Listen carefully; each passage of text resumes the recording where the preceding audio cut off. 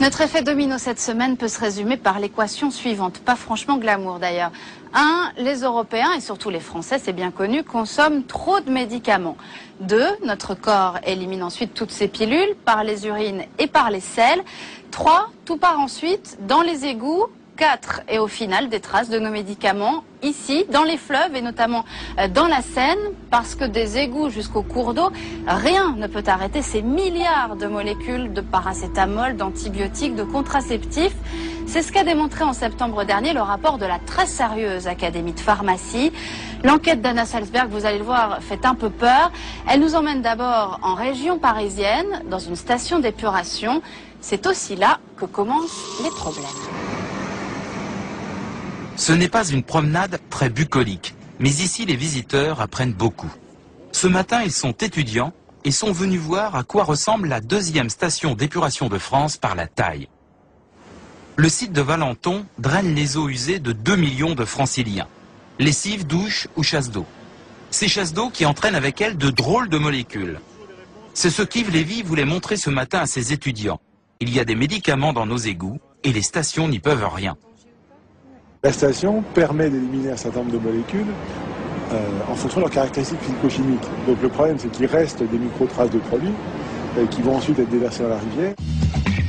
Anxiolytiques, antibiotiques, contraceptifs, les médicaments arrivent à la station et en repartent sans être complètement dégradés par les bactéries. Car ici, c'est la nature qui travaille.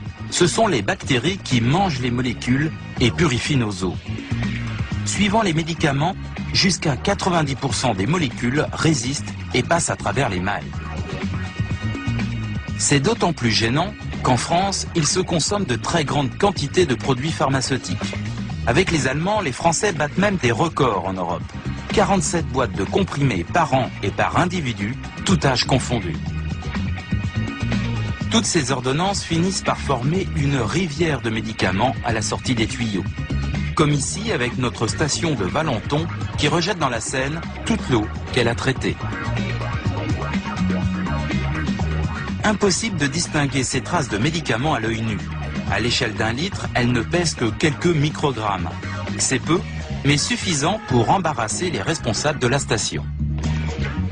Il n'y a pas de traitement de médicaments sur les stations d'épuration. C'est-à-dire qu'on n'a pas, l'objectif n'est pas le traitement des médicaments. On traite là les eaux usées, pas les médicaments.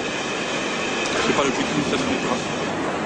Les stations actuelles n'ont pas été conçues pour ça, mais elles pourraient être modifiées pour filtrer les molécules médicamenteuses. Il faudrait ajouter de la technologie au travail des bactéries. Pour traiter les eaux d'égout, ce qu'on veut, c'est pouvoir le plus rapidement possible traiter le maximum de choses. Et on utilise pour ça des systèmes les plus biologiques et les plus naturels possibles. Donc, comme tous les systèmes biologiques, ils ont des limites. Si on veut pouvoir passer ensuite à un niveau de pureté supérieur, il faut passer à des traitements beaucoup plus sophistiqués. Or, le coût de ces technologies est élevé et ne correspond pas à ce qu'on doit pouvoir utiliser pour le traitement des eaux usées. Filtrer les médicaments coûterait donc cher et augmenterait automatiquement nos factures d'eau. Une perspective impopulaire, mais peut-être inévitable.